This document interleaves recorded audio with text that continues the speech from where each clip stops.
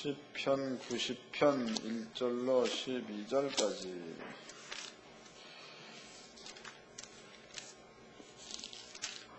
다같이 한 목소리로 합독을 하도록 하겠습니다. 시작. 주여, 주는 대대에 우리의 거처가 되셨나이다. 산이 생기기 전에 땅과 세계도 주께로 조성하시기 전 곧 영원부터 영원까지 주는 하나님이시니이다.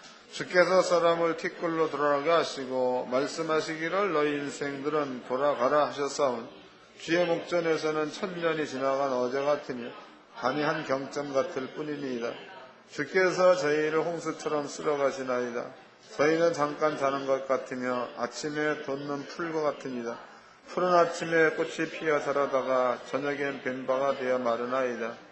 우리 주인도에 소멸되어 주의 분내심에 놀라나이다.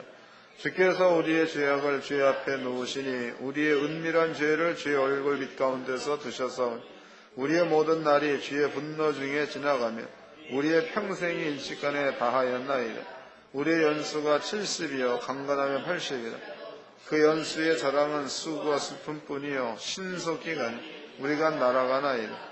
누가 주의 노의 능력을 알며 누가 주를 두려워하여 할 때 주의 진노를 알리이까. 우리에게 우리의 날 계수함을 가르치사 지혜의 마음을 얻게 하소서. 아멘.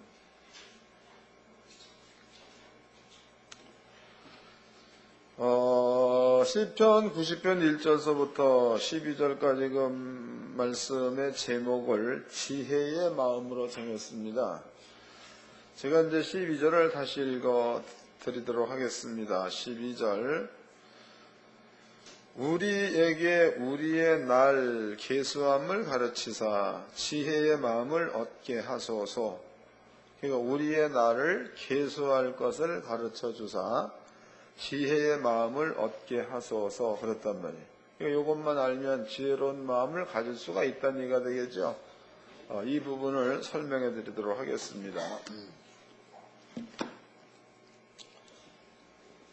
시편 90편 6절 말씀입니다. 6절 말씀에 보면 3절 주께서는 사람을 티끌로 돌아가게 하시고 말씀하시기를 너희 인생들은 돌아가라 하셨사오니 4절 주의 목전에서는 천년이 지나간 어제 같으며 밤의 한 경점 같을 뿐임이니이다 그랬습니다. 그러니까 천년이 어제, 그러면 이것을 사도 베드로는 주의 날은 천년이 사도 베드로는 하루 같다는 말을 썼죠. 하루. 또 시편 기자는 주의 날은 천년이 어제 같다 이런 말을 썼다고. 또 주의 날은 천년이 밤의 한 경점 같다 이런 말을 썼죠. 여기서 경점이라는 그 말의 의미는 이런 겁니다. 물론 이제 그 경점이라는 것은 어두워지기 얘가 날이 밝다가 어두워지기 시작한 요 점을 경점이라고 하고, 또 경점이라는 것은 옛날에는 그 시간을 셀 때 여러분들 그거 다 공부했나? 다 안 했나? 그 세상에서 점 보는 거 안 가르쳐 드렸나? 그거 배운 사람 손 들어보시죠.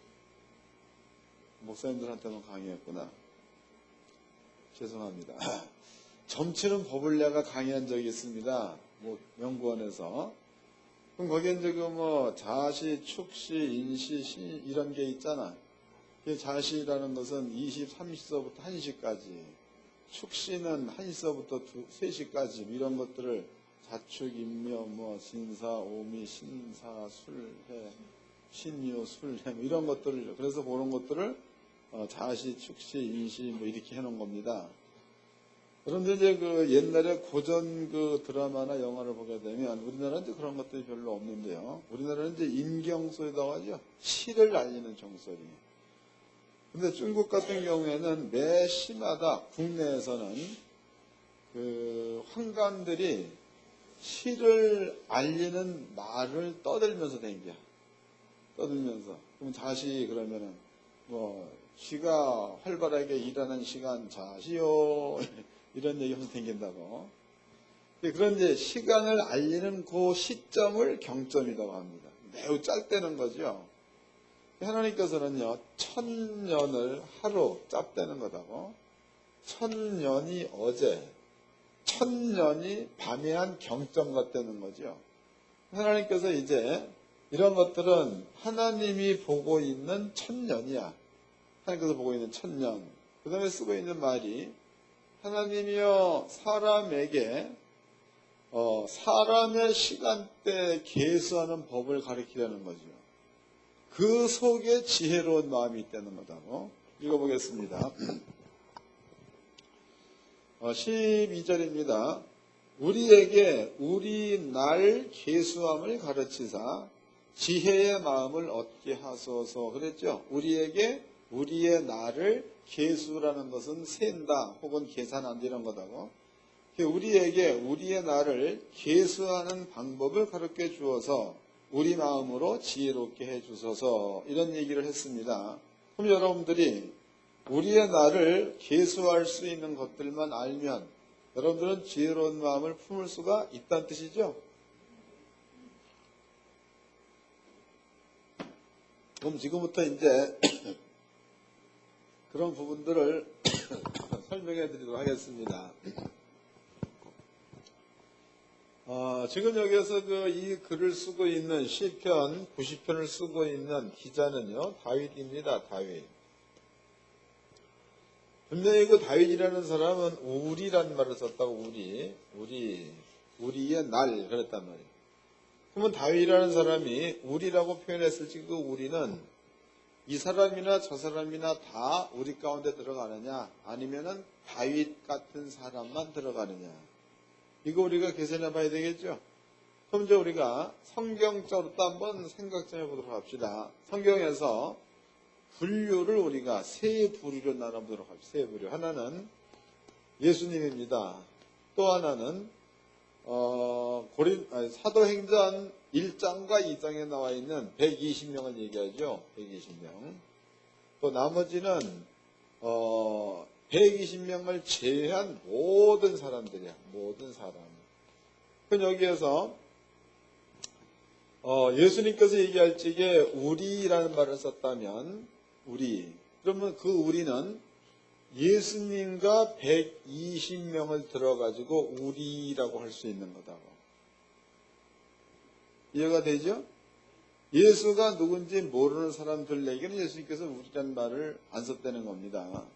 그 다음에 이제 120명이 우리라는 말을 쓴다고 120명이 우리라는 말을 쓸 때야. 그때는 120명도 우리가 되겠지만 120명 가운데서 한 명이야. 한 명이 복음을 증거할 적에 모여있는 사람들을 들어가지고 얘기할 가운데도 우리란 말을 쓸 수 있다는 거다.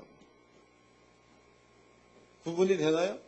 읽어보겠습니다. 요한일서입니다. 1장이다. 요한일서 1장 거기에는 나와 있죠. 요한일서 1장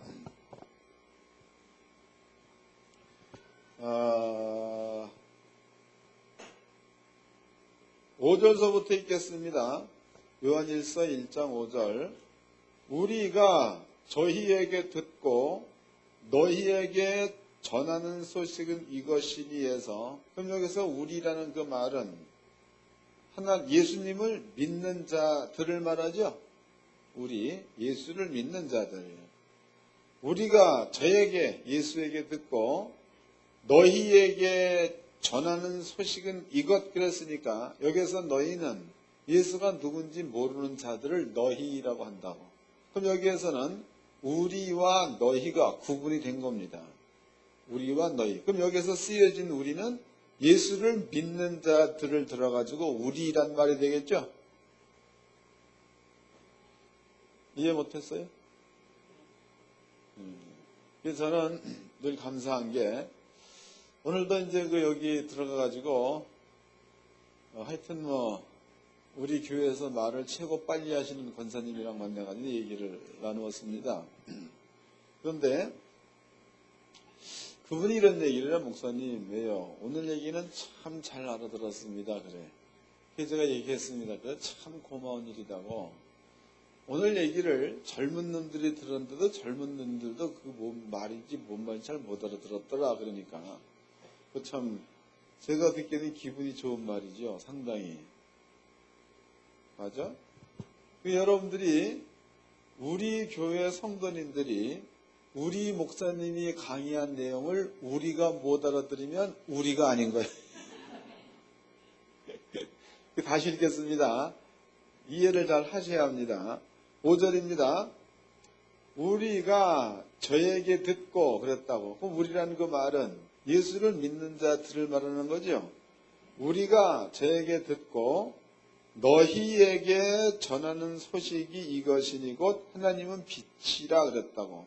그럼 너희는 예수가 누군지 모르는 사람들입니다. 예수를 믿는 우리가 예수가 누구인지 모르는 사람들한테 전하는 소식은 이것이다. 하나님은 빛이다. 이걸 지금 전하고 있는 거다고. 그럼 하나님은 빛이다라는 사실을 아는 사람들이 하나님은 빛이라는 사실을 모르는 사람들한테 우리가 예수에게 듣고 너희에게 전하는 소식은 이것이니 하나님 빛이다 그랬다고요. 그럼 여기서 사용된 그 우리라는 그 말은요. 예수가 누군지 아는 자들을 말하는 거죠. 아는 자. 여기서 말하고 있는 너희란 그 말은 예수가 누군지 모르는 자들을 너희라고 쓰는 겁니다. 그 다음에 이제 6절 만일 우리가 하나님과 싹임이 있다고 하고 어두운 가운데 행하면 거짓말을 하고 진리를 행치 아니하거니와 저가 빛 가운데 계신 것 같이 우리도에서 우리는 아까 설명한 우리와는 조금 다릅니다. 우리도 빛 가운데 행하면 우리가 서로 사귐이 있고 그 아들 예수의 피가 우리를 모든 죄에서 깨끗하게 하실 것이요. 그랬으니까 여기에서 쓰여진 우리는 너희에게 전하는 소식은 이것이니에서 너희와 전하는 자 내가 하나 된 상태에서 우리라고 쓰고 있는 말이라고. 우리가 구분이 됐나요? 네. 그래서 성경적으로 시편 기자가 얘기할 적에 우리의 나를 계수하는 법을 가르치사라는 말을 썼다고. 그럼 여기서 우리에게 계수하는 법을 가르치사라는 그 말은요. 여러분께 그 나누어 드린 이런 그 내용대로 미루어 본다면 우리라는 그 말은 어느 축에 속하는 우리야. 첫 번째는 예수가 얘기할 적에 예수님과 우리. 두 번째는 예수를 믿는 120명의 제자 가운데서 한 명이 나타나가지고 이 한 명이 안 믿는 모든 사람들과 얘기했을 때 쓰고 있는 우리. 요거 가운데서 어떤 우리가 맡겨서 1번이냐 2번이냐 어떤 게 맡겼어요?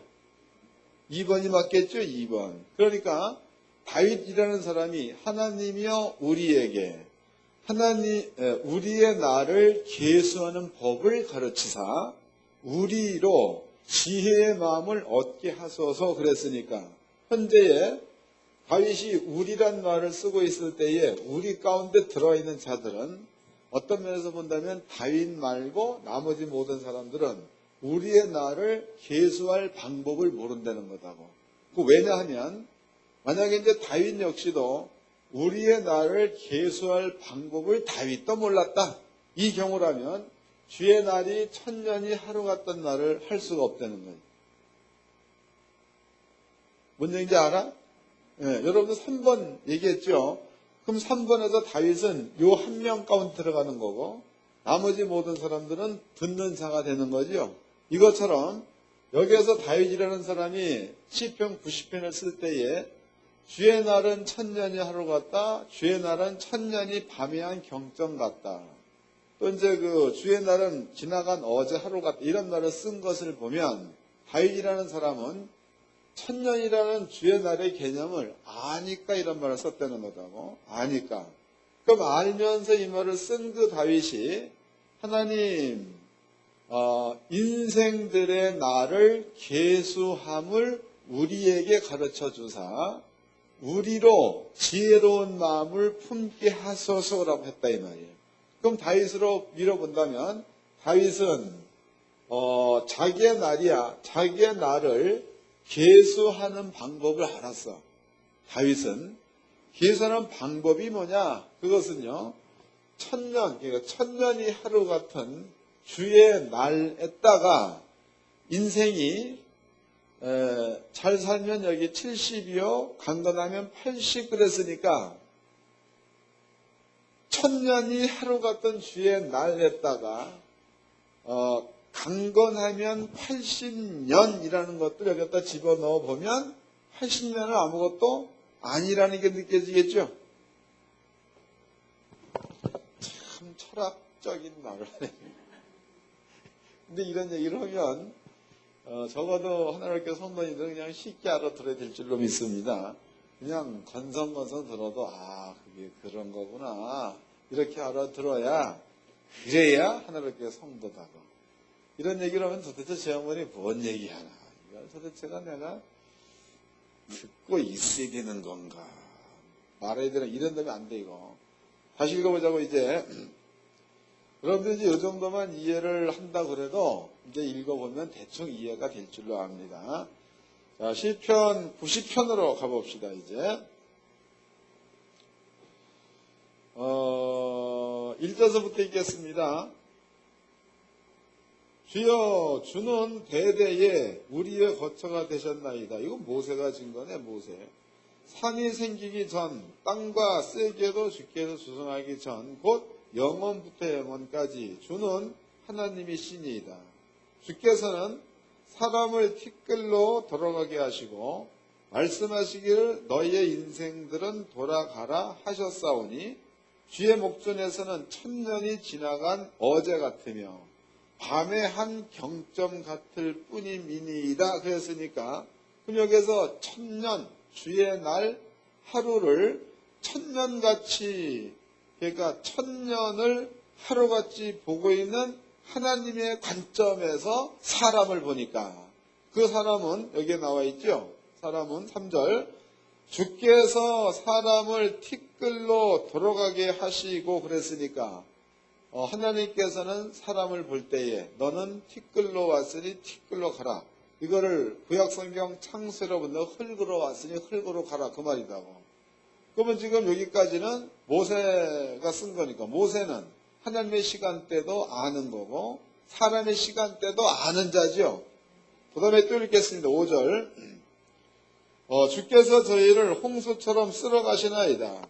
저희는 잠깐 자는 것 같으며 아침에 돋는 풀 같으니이다 그랬으니까 인생을 하루 피었다가 없어지는 꽃이다, 혹은 잠시 덮치는 풀에다가 비교하고 있다고. 그 모세라는 사람은 하나님의 날에다가 인생을 비교해 보았더니 하나님의 날에서 인생을 볼 때는 그 인생이 스스로는 80년 긴 세월로 보고 있는 거지만 하나님의 시간대에서 본다면 티끌 같은 거다, 풀 같은 인생이다, 이런 얘기다. 이해됐나요? 7절입니다. 우리는 주의 노에 소멸되며 주의 분내심에 놀라나이다. 주께서 우리의 죄악을 주의 앞에서 놓으시며 우리의 은밀한 죄를 주의 얼굴빛 가운데 두셨나이다. 우리의 모든 날이 주의 분노 중에 지나가오며 우리의 평생이 일시간에 다하였나이다.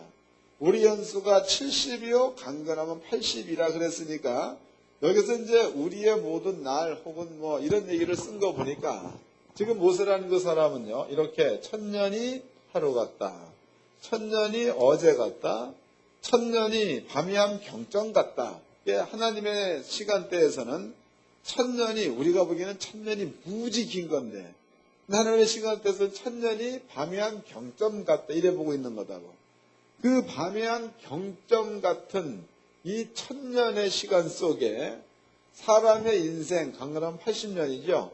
80년을 비춰보니까 하나님은 천년을 밤의 한 경점처럼 보았는데 사람들이 보고 있는 그 80년은 천년을 밤의 한 경점처럼 본 여기에 80년에 속해 있다는 거다고. 이해됐어요? 그 사람 인생이 아주 허무하다, 짧다, 이런 것들이 그냥 드러나죠. 그 모세라는 사람이 이런 글을 쓴 자니까 모세는 이런 사실들을 아는 자야, 아는 자. 근데 그 모세가 하나님 우리에게 인생의 날을 가르치사 우리로 지혜로운 마음을 품게 하옵소서 자기와 똑같은 마음을 모세의 말을 듣고 있는 사람들에게도 알려주사 그들도 나와 같은 생각을 갖도록 해주세요. 이 말이죠. 이해가 된 거죠? 그런 겁니다. 그럼 이제 한번 지혜로운 마음에 대한 이야기를 해보도록 합시다. 한날은 그 모세라는 그 사람이 하나님께 기도합니다. 그러니까 이제 그 상어로 본다면 여기 모세가 저자니까 모세라는 사람이 앞에 기도하죠. 하나님, 만약에 하나님께서 하나님의 사자를 우리 앞서 보내고 하나님이 우리와 함께 가지 않는다면 나는 안 가겠습니다. 라고 기도했다고. 그러면 그 내용은 이런 겁니다.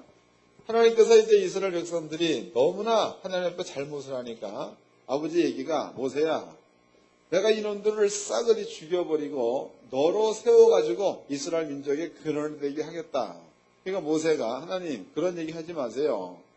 하나님이 얘네들을 다 죽여버리면 애굽이란 나라에서 애굽 사람 죽이고 데리고 난 이유가 없어지지 않는 것 아닙니까? 그러니까 죽이지 마세요. 그러니까 하나님께서 네 말이 옳다.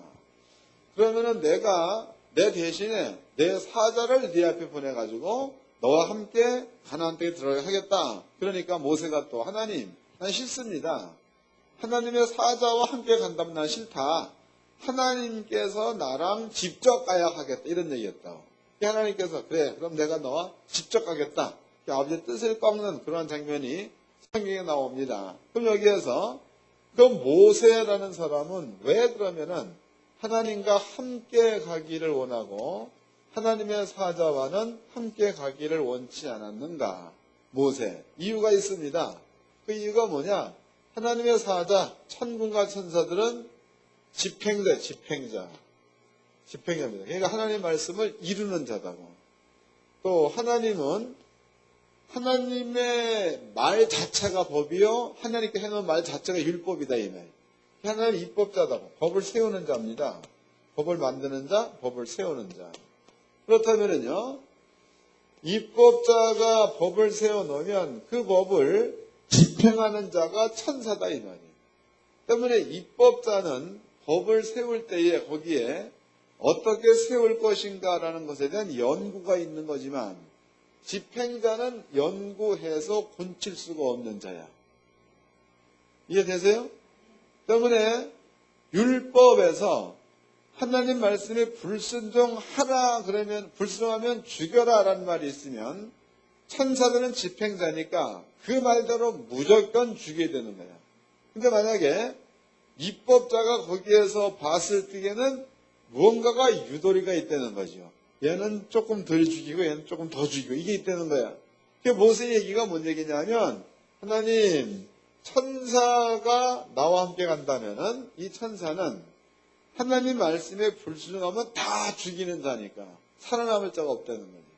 그러나 만약에 하나님께서 직접 가게 된다면은 그러면 하나님은 법에 대해서 밀고 땡기는 유동성을 갖고 있으니까 하나님께는 우리가 모든 죄를 용서받을 수 있는 길이 있다는 겁니다. 그래서 모세가 얘기한 기도의 내용이 이런 기도를 모세가 하게 되는 거죠. 이해가 됐어요?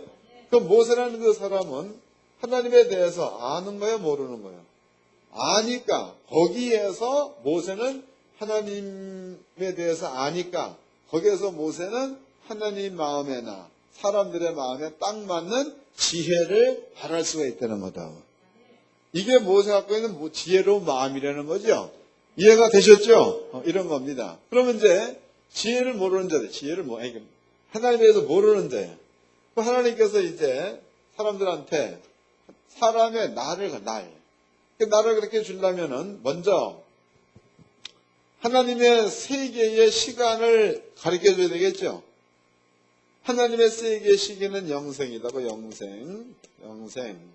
그 영생을 하려면은 신약적으로 본다면은 예수를 믿어야 영생할 수 있다 이 말. 영생. 그러면 이제 영생이 뭐다라는 사실을 예수를 믿는 믿음을 가지고 하나님의 시간대를 알았다. 알게 된 다음에 그 하나님의 시간대로다가 인생들이 살고 있는 죄악의 세상을 들여다보면 이가 시간대로다가 인생의 시간이죠. 인생의 시간대를 보게 되면 그러면은 이 시간대 속에서는 인생의 시간대가 다 보인다는 거지. 이해가 된 거예요? 이런 마음을 갖게 되면 지혜로운 마음을 소유한 자가 되는 줄로 믿으시기 바랍니다. 쉽지요? 너무 쉽잖아요.